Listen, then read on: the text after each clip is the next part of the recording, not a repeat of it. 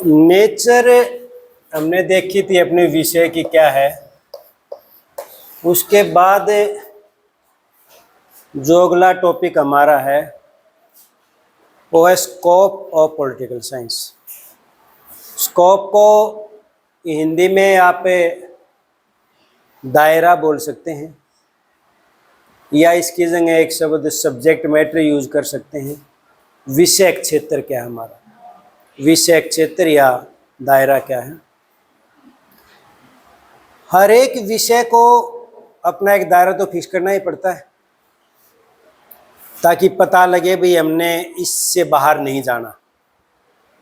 हर एक विषय का दायरा फिक्स होता है, चाहे इकोनॉमिक्स हो, चाहे हिस्ट्री हो, चाहे फिजिक्स हो, केमिस्ट्री हो, कोई भी हो।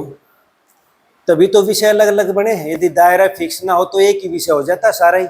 उसी में फिजिक्स भी पढ़ लेते, केमिस्ट्री भी पढ़ लेते, पॉलिटिकल साइंस भी पढ़ लेते, लेकिन ऐसा नहीं है। तो हर एक विषय ने डिसाइड किया भी हमने हमारा सब्जेक्ट मैटर क्या होना चाहिए, एक लिमिट लगाते। हालांकि लिमिट ऐसी फिक्स भी नहीं है, उससे बाहर नहीं जाना, लेकिन जनरली उस लिमिट के अंदर ही रह के हमने काम करना है। अब हम पॉलिटिकल साइंस में कोई इकोनॉमिक्स के चीज़ डिस्कस नहीं करते क्योंकि हमारे दायरे से बाहर चली जाती है। हम फिजिक्स का कोई कॉन्सेप्ट यहाँ पर नहीं करते क्योंकि हमारे दायरे से बाहर चली जाती है चीज़। तो हमने ये इसमें आज के जो लेक्चर है उसमें हम ये देखेंगे कि अपने विषय में हम क्या क्या पढ़ते हैं या हमारे विषय में क्या क्या पढ़ाया जाता है, क्या दायरा है हमारा, जो जो टॉपिक हम करते हैं। और ये दायरा कोई फिक्स नहीं है। जैसे जैसे परिस्थितियां बदलती हैं हमारे विषय का विस्तार होता जाता है। शुरुआत में जब हमने विषय की शुरुआत की तो विषय की शुरुआत हमारी मुख्य रूप से स्टेट और गवर्नमेंट को लेकर थी। हमने पहले सिर्फ स्टेट की स्टडी करनी शुरू की। हमारे विषय का जैसे गार्नर जैसे विद्वान डेफिनेशन भी देते हैं कि राजनीति विज्ञान की शुरुआत और अंत राज्य पर ही होता है, यानी कि राज्य से ही शुरू होता है, राज्य पर ही खत्म हो जाता है। तो राज्य से हमने शुरुआत की, हमने राज्य की स्टडी की, उसके आगे चल के गवर्नमेंट की स्टडी करने लगे।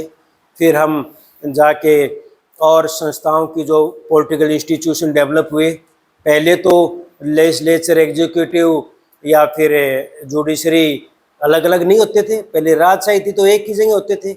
जब अलग अलग अंग बन गए तो हम अलग अलग अंगों की स्टडी करने लगे। फिर शासन चलाने के लिए संविधान बनने लगे, हम संविधान की स्टडी करने लगे।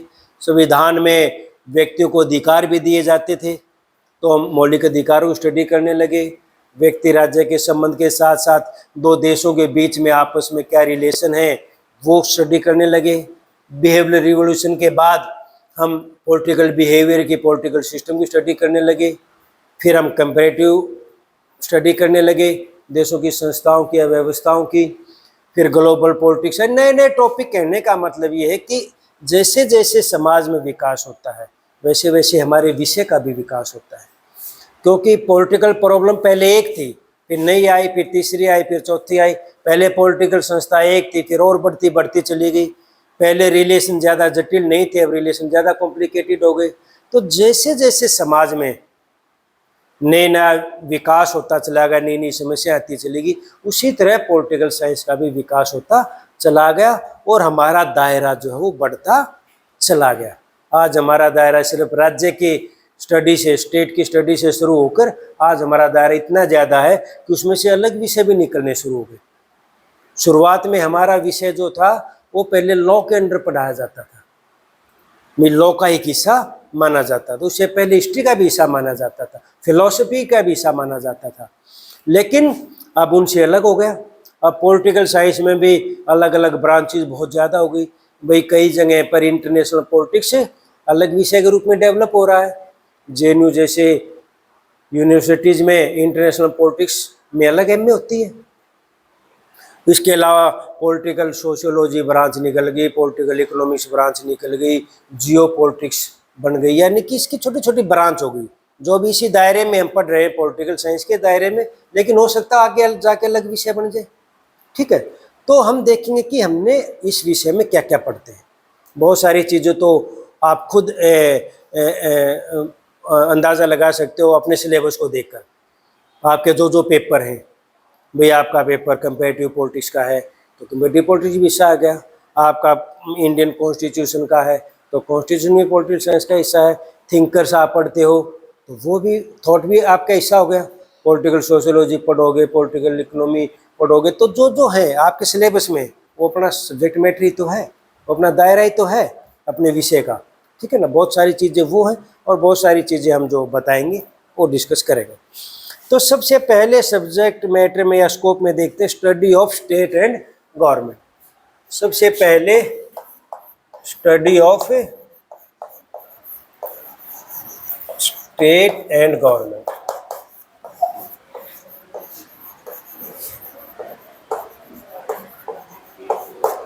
ये सबसे महत्वपूर्ण हिस्सा है, सबसे बेसिक हिस्सा है और सबसे शुरुआती हिस्सा है जो हमारे विषय का रहा है। हमारे विषय की शुरुआत मैंने बताया कि यहीं से हमने शुरुआत की थी। हमने राज्य का ही अध्ययन शुरू किया था और राज्य से ही हमारा राजनीति विज्ञान बना है और आज भी हमारा संबंध जो है सबसे ज़्यादा इनसे है, राज्य से और सरकार से। सरकार कौन सी बेटर होनी चाहिए, सरकार के क्या काम करते हैं, सरकार के पास क्या पावर होनी चाहिए, सरकार का व्यक्ति के साथ क्या रिलेशन होगा या दो सरकारों के बीच में क्या संबंध होंगे, वो सब सरकार से ही संबंधित है। और सरकार राज्य का ही एक अंग है। जब हम स्टेट को डिफाइन करते हैं तो हम उसके 4 इसेंशियल पार्ट मानते हैं जिनसे बनकर स्टेट बनता है, जिसमें पहला तो है एक उसके पास कोई निश्चित भूभाग हो, कोई एरिया हो। दूसरा है कोई जनसंख्या हो, उस एरिया में कुछ लोग रहते हों, ठीक है। और तीसरा उसका महत्वपूर्ण है कि कोई न कोई सरकार हो, गवर्नमेंट हो, तभी उसको राज्य की श्रेणी में रखेंगे। और चौथा है उसके पास प्रभु सत्ता हो, सोवर्निटी हो। सोवर्निटी का कॉन्सेप्ट आपकी चौथी यूनिट में आएगा तो उसको भी डिस्कस करेंगे डिटेल में। तो वो 4 है, तो कहने का मतलब है सरकार एक किस्म सरकार राज्य का ही अंग है, लेकिन राज्य का प्रतिनिधि संस्था वही है। अब हम राज्य के क्या अधिकार होने चाहिए, राज्य अच्छा है या बुरा है, वो सब किस पर डिपेंड करता है, सरकार पर। सरकार, क्योंकि उसके कहने को राज्य जो कॉन्सेप्ट है वो एक एब्स्ट्रैक्ट कॉन्सेप्ट है, अमूर्त है, वो दिखाई नहीं देता। तो एक्चुअल में उसकी जो शक्तियों का प्रयोग किया जाता है, जो भी उसको पावर दी गई है राज्य को, उन सभी शक्तियों का प्रयोग एक्चुअल में करती है गवर्नमेंट या सरकार, ठीक है। तो राज्य की सभी शक्तियों का प्रयोग सका, तो हम राज्य का अध्ययन, सरकार का अध्ययन, सरकार में भी सरकार कई तरह की हो सकती है, मोनार्की हो सकती है या भी मेरिटोक्रेसी हो सकती है, ओलिगार्की हो सकती है, या फिर वहाँ पर तानाशाही डिक्टेटरशिप हो सकती है, यहाँ पर डेमोक्रेसी हो सकती है, कई तरह की सरकारें हैं। डेमोक्रेसी में भी कहीं फेडरल सिस्टम हो सकता है, कहीं पर यूनिटी सिस्टम हो सकता है, कहीं पर प्रेसिडेंशियल सिस्टम है, कहीं पर पार्लियामेंट्री सिस्टम है, तो अलग अलग सिस्टम है सारे। तो हम सरकार की उन सभी चीज़ों को स्टडी करते हैं, सरकार के सभी कार्यों को, सरकार के 3 अंग जैसे आज माने जाते हैं, एग्जीक्यूटिव, लेजिस्लेचर और जुडिशरी, उनकी स्टडी करते हैं। तो हम सबसे महत्वपूर्ण हिस्सा हमारा है राज्य की स्टडी करना और गवर्नमेंट की स्टडी करना, ठीक है। दूसरा हमारा हिस्सा है और भी महत्वपूर्ण, पॉलिटिकल थ्योरी और पॉलिटिकल थॉट की स्टडी करना। Study of political theory and political thought.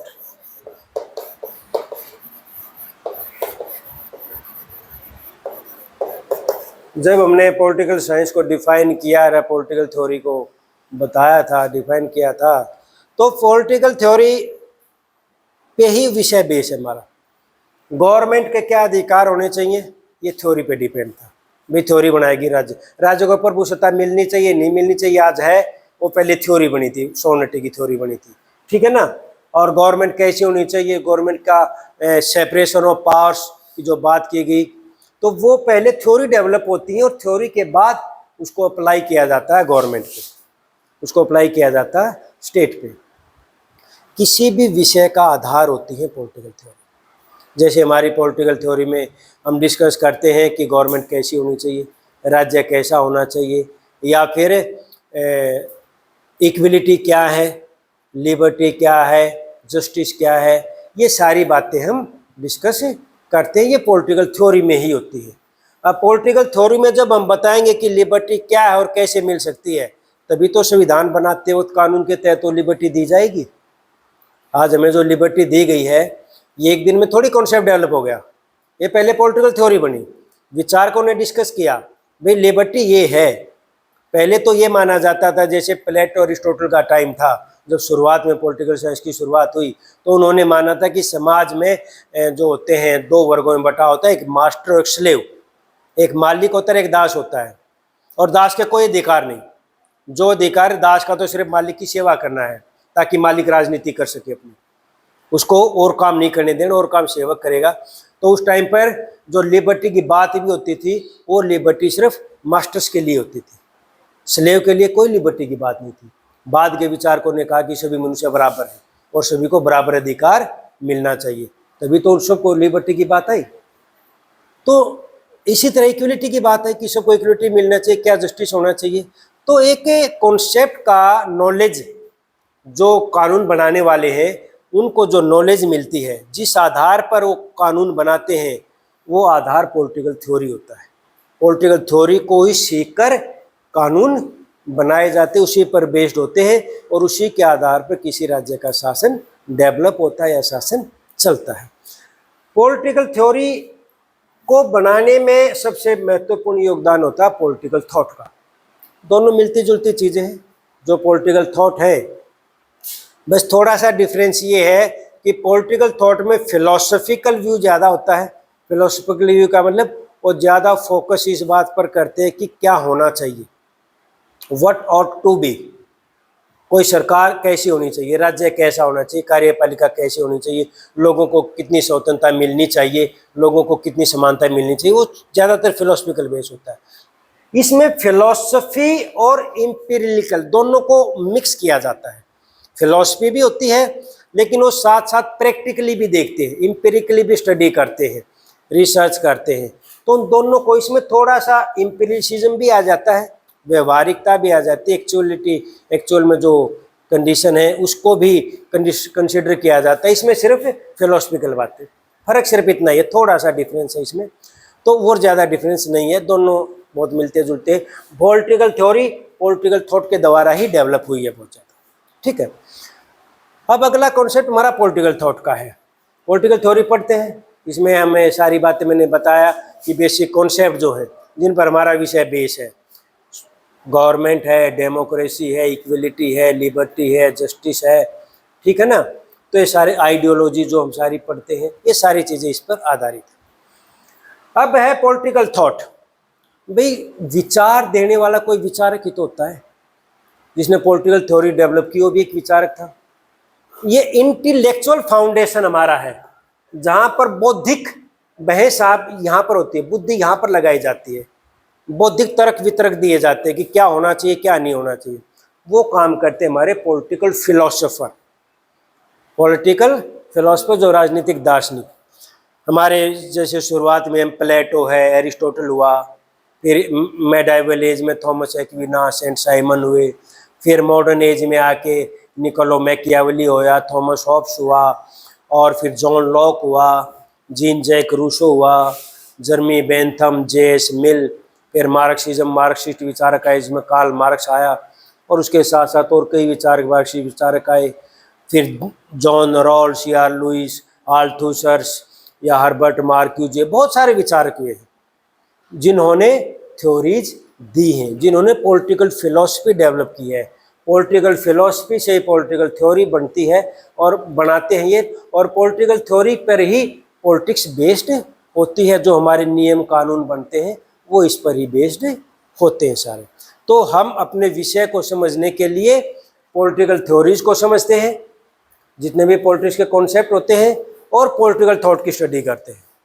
और हम अपने विषय में, क्योंकि इंडिया में हम रह रहे हैं, तो हम अपने पॉलिटिकल थॉट को भी दो हिस्सों में बांटकर पढ़ते हैं। एक में वेस्टर्न पॉलिटिकल थॉट जिसमें मैंने नाम बताए, और दूसरा इंडियन पॉलिटिकल थॉट, यानी कि हमारे देश में भी जो महान विचारक हुए जिन्होंने आइडियाज़ दिए, पॉलिटिकल आइडियाज़ दिए, जिसमें महात्मा गांधी, एम.एन. रॉय, रविंद्रनाथ टैगोर या स्वामी विवेकानंद, स्वामी दयानंद, बाल गंगाधर तिलक या राम मनोहर लोहिया, जयप्रकाश नारायण, बहुत सारे नाम आते हैं। तो उन्होंने हमारे इंडियन कंटेक्स्ट में पॉलिटिकल कॉन्सेप्ट डेवलप किए हमारी परिस्थितियों के अनुसार, तो उनको भी हम पढ़ते हैं और इन वेस्टर्न थिंकर्स को भी हम पढ़ते हैं। तो दोनों को स्टडी करते हैं। तो दूसरा हमारा महत्वपूर्ण ये है। तीसरा हम जो स्टडी करते हैं, हमारे विषय में महत्वपूर्ण बात आती है, वो स्टडी करते हैं हम इंटरनेशनल पॉलिटिक्स की। इंटरनेशनल पॉलिटिक्स और इसके साथ साथ इंटरनेशनल इंस्टीट्यूशंस वगैरह सारे जो हैं,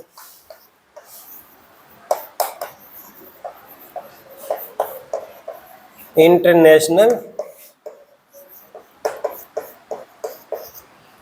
पॉलिटिक्स। इसमें इसका नाम पहले हम इंटरनेशनल पॉलिटिक्स शब्द ज़्यादा यूज़ करते थे, अब हम इंटरनेशनल रिलेशंस शब्द ज़्यादा यूज़ करते हैं। और अब उसके बाद एक और शब्द यूज़ करने, वो है ग्लोबल पॉलिटिक्स।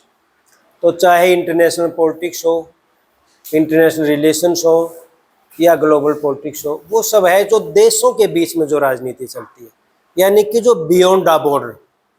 एक जो हम ये बात करते हैं बाकी जो देश के संविधान की या देश की सरकार कैसी है, वो नेशनल पॉलिटिक्स है। हम एक देश के अंदर की बात करते हैं कि देश के अंदर सरकार कैसे चल रही है, लोगों को क्या अधिकार मिले हुए हैं, क्या अधिकार नहीं मिले हुए हैं, वो इंटरनल पॉलिटिक्स। लेकिन अब जैसे जैसे साइंस ने डेवलपमेंट किया, पहले तो पता ही नहीं था लोगों को कि कौन सा देश कहाँ पर है, कोई रिलेशन ही नहीं थे।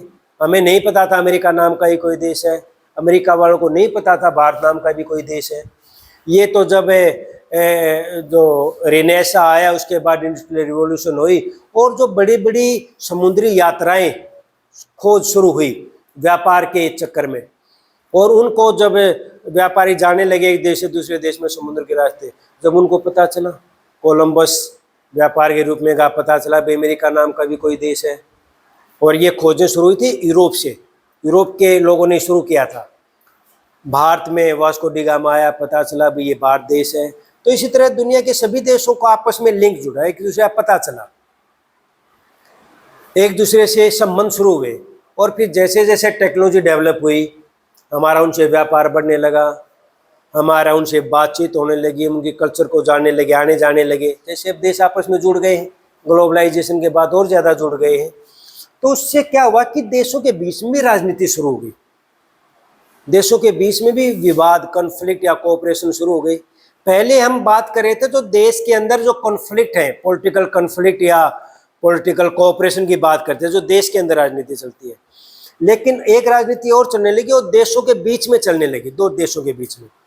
वो भी राजनीति थी, दोनों अपने अपने हितों को प्रोटेक्ट करना चाहते थे, अपने अपने हितों को सुरक्षित रखना चाहते थे। तो वो जो राजनीति चली, उसको नाम दिया गया इंटरनेशनल पॉलिटिक्स, और ये भी हमारे विषय का हिस्सा बन गई है। इंटरनेशनल पॉलिटिक्स में तो भाव आता है सिर्फ देशों के बीच में राजनीति। एक शब्द यूज किया जाता है इंटरनेशनल रिलेशंस, देशों के बीच में सिर्फ राजनीति नहीं, और भी जो रिलेशन होते हैं जो हमारी पॉलिटिक्स को प्रभावित करते हैं, उनको भी स्टडी करते हैं। और ग्लोबल पॉलिटिक्स में हम सिर्फ देशों के बीच में ही जो राजनीति नहीं हो रही, बल्कि एक देश के और दूसरे देश के और संस्थाओं के बीच में जो राजनीति हो रही है, जो इंटरनेशनल ऑर्गेनाइजेशंस बने हैं, उनकी जो वो सारी चीज़ों की हम स्टडी करते हैं इसमें। ठीक है, तो एक हमारे एरिया में सब्जेक्ट मैटर में शामिल होगा इंटरनेशनल पॉलिटिक्स।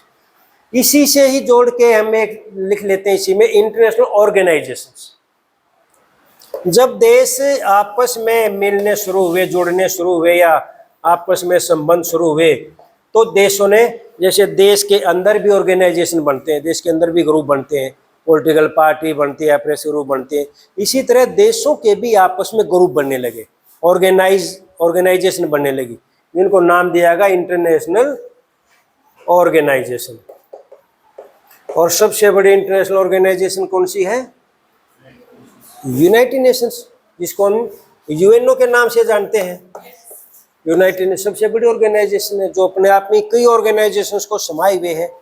ठीक है ना, तो ये इंटरनेशनल ऑर्गेनाइजेशन की भी स्टडी करते हैं। यूएनओ हुआ, इससे पहले लीग ऑफ नेशंस था, या भी WHO वर्ल्ड हेल्थ ऑर्गेनाइजेशन जो इसी का अंग है, या WTO जो व्यापार को लेकर वर्ल्ड ट्रेड ऑर्गेनाइजेशन बनाया गया है, या ग्रुप बनाए गए जैसे नाम नॉन अलाइंड मूवमेंट एक बनाई गई थी, या G77, G7, G20, कितने ग्रुप का नाम सुनते हो आप, अखबार में चर्चे होते रहते हैं। या और कई, जैसे आज अखबार में थी मोदी जी शंघाई कोऑपरेशन में भाग लेने जाएंगे, ये भी एक ऑर्गेनाइजेशन है शंघाई कोऑपरेशन के नाम से। तो भारत भी और सभी देश कुछ ऑर्गेनाइजेशन ऐसे हैं जिसमें दुनिया के लगभग सभी देश शामिल, जैसे यूएनओ है। कुछ रीजनल ऑर्गेनाइजेशन भी है, किसी में एशिया के देश शामिल है, किसी में यूरोप के देश शामिल है, किसी में कुछ ऑर्गेनाइजेशन भारत ने अपने सहयोगियों के साथ बनाए गए हैं, जैसे भी ब्रिक्स बनाया हुआ है, या भी संघाई कोऑपरेशन बनाया हुआ है, या सार्क बनाया हुआ है, ठीक है ना, यूरोप के देशों ने यूरोपियन यूनियन बनाया हुआ है। तो ये भी इंटरनेशनल पॉलिटिक्स को प्रभावित करते हैं। तो इंटरनेशनल पॉलिटिक्स को समझने के लिए हमें इन संगठनों का भी अध्ययन हम करते हैं। तो हम इंटरनेशनल पॉलिटिक्स की भी स्टडी करते हैं, इंटरनेशनल ऑर्गेनाइजेशंस की भी स्टडी करते हैं अपने विषय में। एक हमारे विषय में स्टडी की जाती है कॉन्स्टिट्यूशनल डेवलपमेंट की, यानी कि संविधान का विकास कैसे हुआ, क्योंकि किसी भी देश के शासन को चलाने के लिए संविधान की आवश्यकता होती है। कॉन्स्टिट्यूशनल डेवलपमेंट,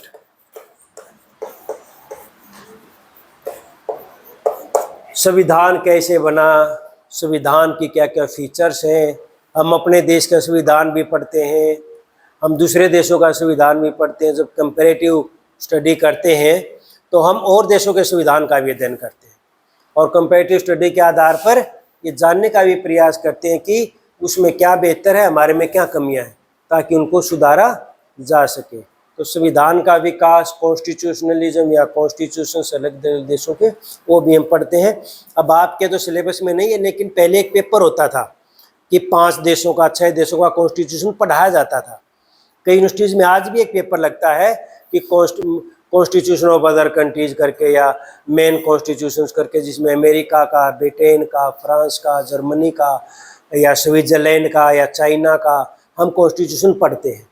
तो एक हम कॉन्स्टिट्यूशनल डेवलपमेंट या अलग अलग देशों के संविधान भी पढ़ते हैं, वो भी हमारे सब्जेक्ट मैटर में शामिल होता है। अगला है कंपैरेटिव पॉलिटिक्स। एक इसका पार्ट है कंपैरेटिव पॉलिटिक्स।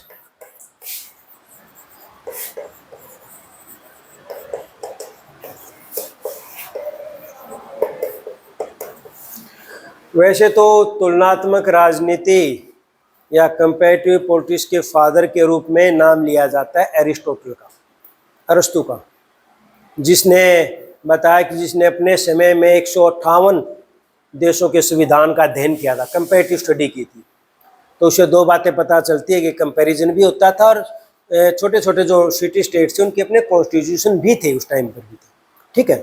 तो कॉन्स्टिट्यूशन तो कंपैरेटिव स्टडी वैसे माना जाता, लेकिन जो सही मायने में जो एनालिटिकल कंपैरेटिव स्टडी शुरू हुई, वो हुई बिहेवियरल रिवॉल्यूशन के बाद, व्यवहारवादी क्रांति के बाद, जब तुलनात्मक ढंग से स्टडी करने लगे। और उसमें विचारकों के नाम आते हैं गैब्रियल आलमंड, सिडनी वर्बा, या लुसियन पाई, और भी कई नाम हैं इसमें, जिन्होंने कंपैरेटिव स्टडी करना शुरू किया और देशों का 2 देशों में कंपैरिजन करना शुरू किया। और ये शुरुआत हुई थी बिहेवियरल रिवॉल्यूशन के बाद, व्यवहारवादी क्रांति के बाद।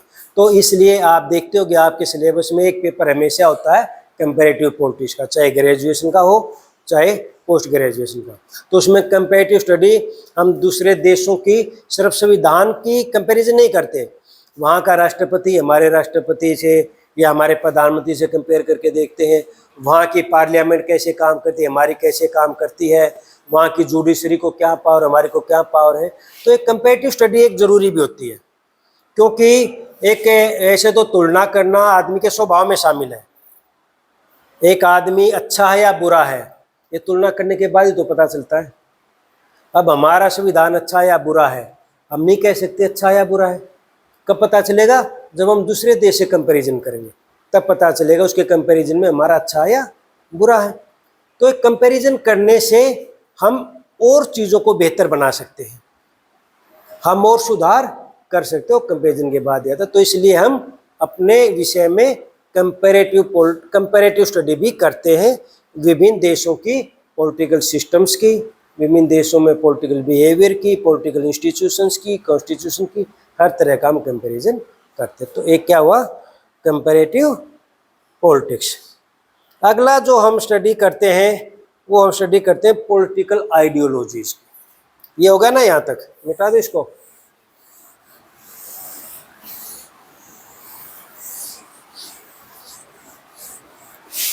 आइडियोलॉजी क्या होता है? विचारधारा। विचारधारा क्या होती है?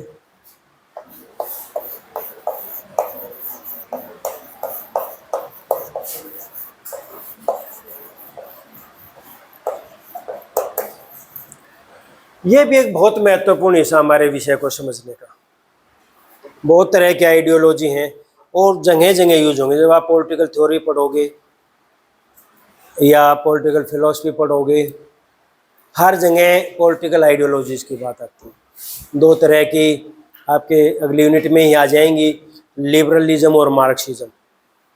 तो दो आइडियोलॉजी, सबसे पुरानी आइडियोलॉजी लिबरलिज्म रही है, उदारवाद जिसको बोलते हैं। फिर मार्क्सिज्म लिबरलिज्म के विरोध में शुरू हुई थी, उसको अपोज करने के लिए।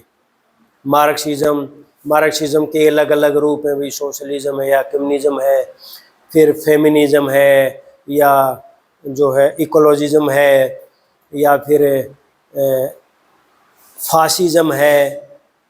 तो कई तरह की आइडियोलॉजीज हैं जो हमारे विषय में आते हैं। और एक के आपके तो खैर सिलेबस में एक अलग पेपर नहीं है, लेकिन एक पेपर होता है बहुत सारी यूनिवर्सिटीज़ में, और होना भी चाहिए एक पेपर पॉलिटिकल साइंस को समझने के लिए। एक पेपर पॉलिटिकल आइडियोलॉजीज का भी होना चाहिए, जिसमें हम सभी विचारधाराओं का अध्ययन करते हैं। तो विचारधारा एक ऐसा एक सेट ऑफ आइडियाज या वैल्यूज, हमारे कुछ एक विचारों का एक समूह होता है जो हमें मदद करता है किसी चीज़ का विश्लेषण करने पर। अब हमारे पास किसी तरह कोई अप्रोच ही नहीं होगी, कोई सोच ही नहीं होगी, हमारे कोई आइडियाज ही नहीं होंगे, तो हम मूल्यांकन किसी सिस्टम का, पॉलिटिकल सिस्टम का मूल्यांकन करना हमारे लिए मुश्किल हो जाएगा, नहीं कर पाएंगे। जैसे मैं उदाहरण देता हूँ, अगर आपने लिबरल आइडियोलॉजी पढ़ी है और आप उसे प्रभावित हैं, तो लिबरल आइडियोलॉजी में ये कहा जाता है, उसका मेन जो थीम जो है वो ये है कि सरकार को जो है उसका कम से कम उसके पास पावर होनी चाहिए और व्यक्तियों को स्वतंत्र छोड़ना चाहिए। इंडिविजुअल लिबर्टी पर वो ज़्यादा जोर देते हैं।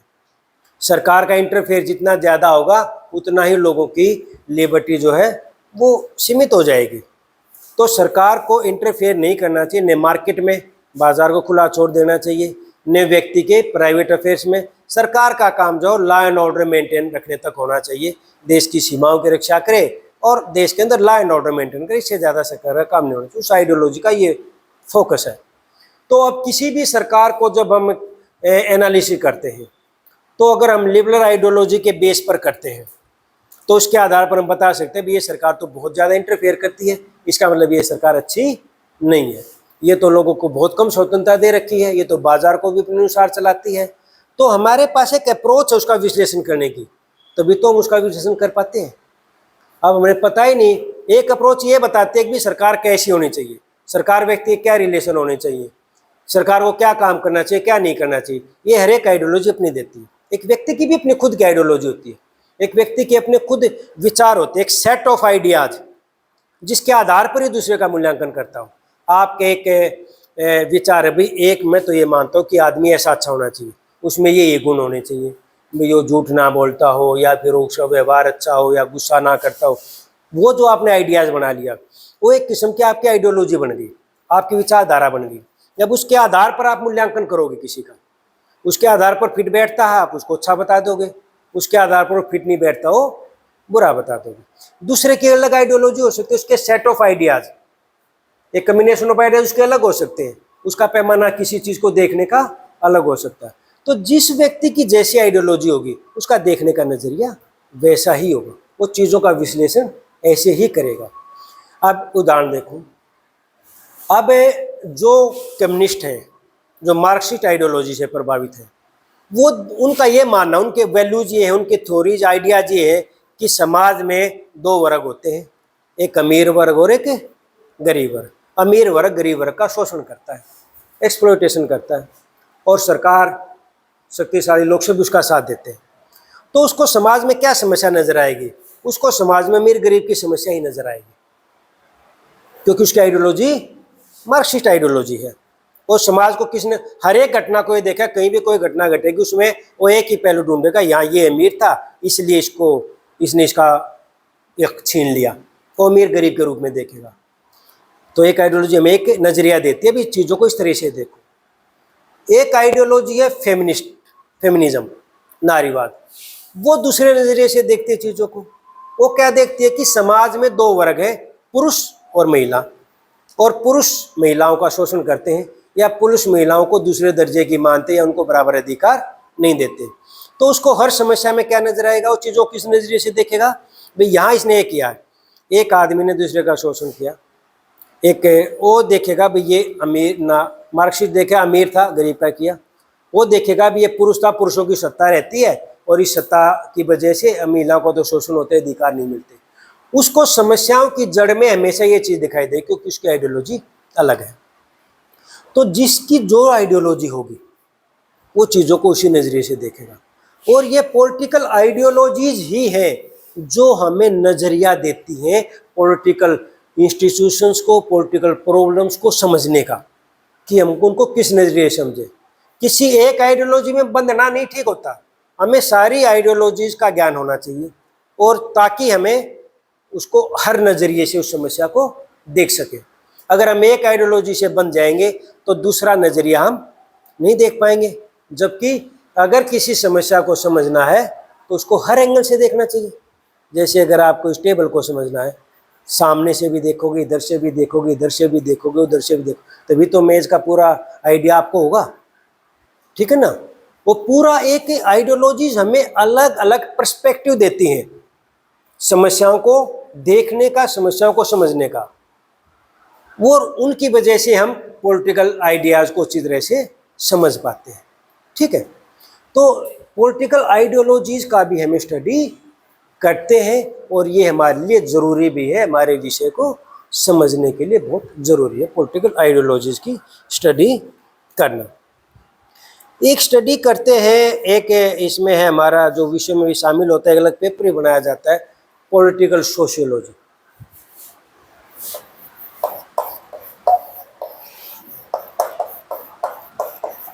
Political sociology. अब कुछ समस्याएं ऐसी हैं, पॉलिटिकल प्रॉब्लम्स ऐसी हैं जो सीधे सोसाइटी से प्रभावित होती हैं, जिनकी जड़ें सोसाइटी में होती है, सोशल इश्यूज में होती है। कास्ट सिस्टम हुआ, कम्युनलिज्म हुआ, या जो पैट्रियार्की, जो पितर सत्ता हुई, जो पुरुषों की सत्ता रही है, वो सब बातें कहाँ हैं, समाज में। यदि हम वोटिंग बिहेवियर को समझना चाहते हैं, इलेक्शन को समझना चाहते हैं, इलेक्शन रिजल्ट को समझना चाहते हैं, गवर्नमेंट की पॉलिसीज़ को समझना चाहते हैं, तो हमें सोसाइटी का ज्ञान बहुत ज़रूरी है।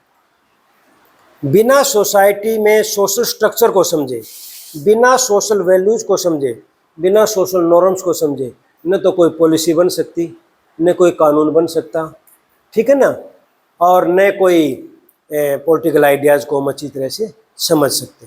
वोटिंग बिहेवियर हम नहीं समझ सकते, कास्ट की क्या भूमिका है हम नहीं समझ सकते। तो उसके लिए हमने सोशियोलॉजीज का, जैसे मैंने बताई थी ना, इंटरडिसिप्लिनरी अप्रोच होती, तो हमें पॉलिटिकल सोशियोलॉजी, कुछ विषय ऐसे हैं जिनको हमने एक अलग ब्रांच बना दी, पॉलिटिकल सोशियोलॉजी। हम उनका अध्ययन पॉलिटिकल सोशियोलॉजी, जो सोशल इश्यूज, और जहाँ सोशल इश्यूज और पॉलिटिकल इश्यूज आपस में उलझे हुए हैं, एक दूसरे से गहरे रूप से जुड़े हुए हैं, तो उन टॉपिक्स का अध्ययन पॉलिटिकल सोशियोलॉजी के तहत करते। इसी तरह अलग अलग विषयों में पॉलिटिकल सोशियोलॉजी के साथ हम पॉलिटिकल इकोनॉमी को भी पढ़ते हैं। ये भी, इसमें जो इकोनॉमिक इश्यूज पॉलिटिकल इश्यूज के साथ जुड़े हुए हैं, उसमें क्या पढ़ते हैं हम, पॉलिटिकल इकोनॉमी, राजनीतिक अर्थशास्त्र। इसके साथ साथ एक हम पब्लिक एडमिनिस्ट्रेशन भी पढ़ते हैं। हालांकि पब्लिक एडमिनिस्ट्रेशन कई यूनिवर्सिटीज़ में, खासकर हमारी यूनिवर्सिटीज़ में, एक अलग विषय है, और कई जगह अभी पॉलिटिकल साइंस के अधीन ही पढ़ाया जाता है, और कई जगह इसको एक अलग विषय के रूप में पढ़ाया जाता है। वो है पब्लिक एडमिनिस्ट्रेशन। आया तुम्हारे सामने भी? नहीं पढ़ाएगा। पहले तो होता था NEP में, किसी क्लास में शामिल तो ज़रूर किया होगा, सिंगल मेजर में तो ज़रूर किया होगा, तुम्हारा सिंगल मेजर है ना, और सिंगल मेजर में ज़रूर किया होगा पब्लिक एडमिनिस्ट्रेशन, लोक प्रशासन। लोक प्रशासन का मतलब जो पॉलिटिकल प्रशासन से नीचे का जो प्रशासन चलता है, जिसमें ब्यूरोक्रेसी मुख्य रूप से शामिल होती है, जिसमें ब्यूरोक्रेट शामिल होते हैं। जो पॉलिसीज तो पॉलिटिशियन ने बना दी, लेकिन उनको इम्प्लीमेंट करने का काम ब्यूरोक्रेट्स करते हैं। उस प्रशासन में हम सभी शामिल हैं। जो भी सरकारी कर्मचारी है वो लोक प्रशासन का हिस्सा है, एक पीएन से लेकर एक चीफ सेक्रेटरी तक, ठीक है ना, सभी लोक प्रशासन के हिस्से हैं। कोई पॉलिसी बनानी होती है सरकार को तो भी ब्यूरोक्रेसी से ही इनपुट जाते हैं, वही होमवर्क करके देते भी कैसी पॉलिसी बनानी चाहिए, और जो पॉलिसी वो बनाते हैं उनको लागू करने में भी।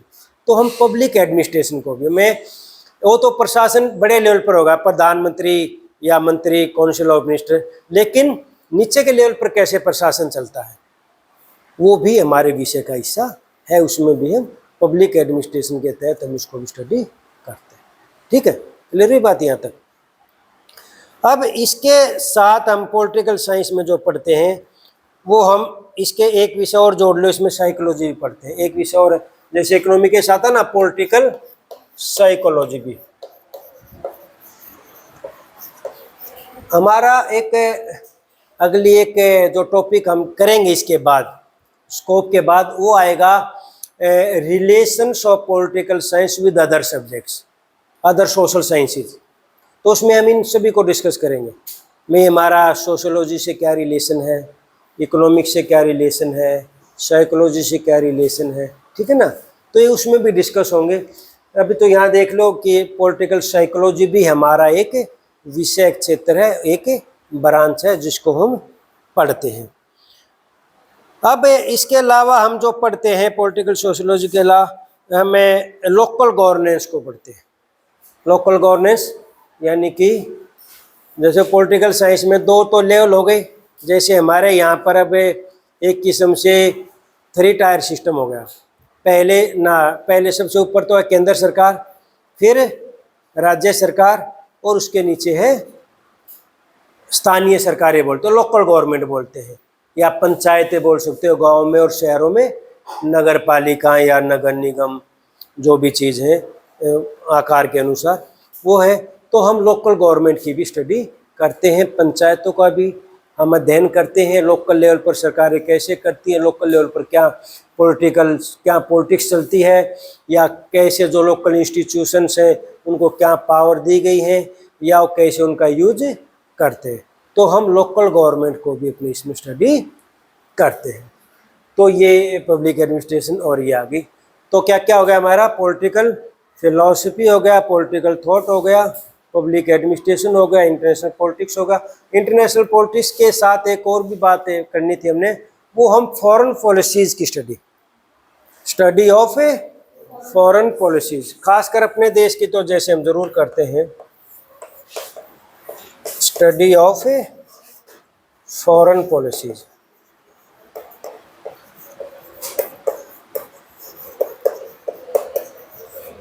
दूसरे देशों के साथ संबंध स्थापित करने में के लिए हर एक देश अपनी एक नीति बनाता है। वे दूसरे देशों से हमने कैसे डील करना है, कैसे निपटना है उनसे, कैसे अपना इंटरनेशनल ऑर्गेनाइजेशन में रिप्रेजेंटेशन देना है। तो उसके लिए हर एक देश अपनी एक विदेश नीति तैयार करता है। भारत की भी अपनी विदेश नीति, अमेरिका की भी है, जो डायनामिक है, बदलती भी रहती है, लेकिन एक विदेश नीति जरूर होती है। तो हम अपने देश की विदेश नीति को तो एक देश में जरूर, एक देश के जो पॉलिटिकल साइंस के स्टूडेंट्स होते हैं तो उनको उस देश की विदेश नीति का जरूर अध्ययन करवाया जाता है। लेकिन इसके साथ साथ हम और देशों की जो हमारे लिए महत्वपूर्ण है, जो हमारे पर ज़्यादा प्रभाव डालते हैं, या जिनका इंटरनेशनल पॉलिटिक्स में ज़्यादा प्रभाव है, हम उनकी भी स्टडी करते हैं। हम हमारे देश की तो करते हैं, हमारे देश की तो हम डिटेल में करते हैं। एक अलग से पेपर भी पढ़ाया जाता है ग्रेजुएशन में, पोस्ट ग्रेजुएशन में, फॉरेन पॉलिसी ऑफ इंडिया, जिसमें हम भारत की विदेश नीति को शुरू से आखिर तक पढ़ते हैं। इसके अलावा foreign policy of major powers का भी एक पेपर शामिल किया जाता है। खासकर हमारे लिए महत्वपूर्ण है अमेरिका है, या भाई रूस है, या भाई चाइना है, और फिर पड़ोसी देश होने की वजह से पाकिस्तान, बांग्लादेश या नेपाल, इन देशों के भी हमारे ऊपर प्रभाव पड़ता है, क्योंकि हमारे पड़ोसी देश हैं।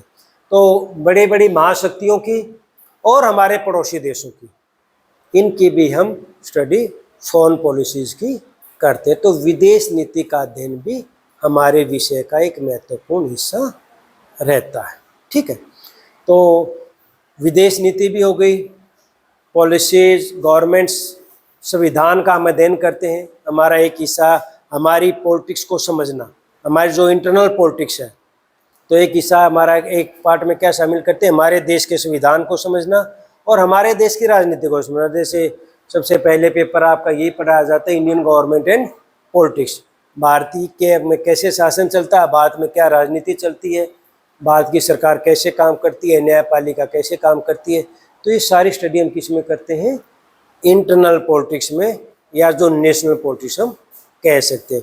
तो ये भी हमारे विषय का एक महत्वपूर्ण हिस्सा होता है। हमारे विषय में हम पॉलिटिकल बिहेवियर की स्टडी करते हैं, राजनीतिक व्यवहार की, एक नागरिक का, सरकार का क्या बिहेवियर होता है, पॉलिटिकल इंस्टीट्यूशंस का, पॉलिटिकल पार्टीज का क्या बिहेवियर होता है। तो हम सारी बातें इसमें स्टडी करते हैं।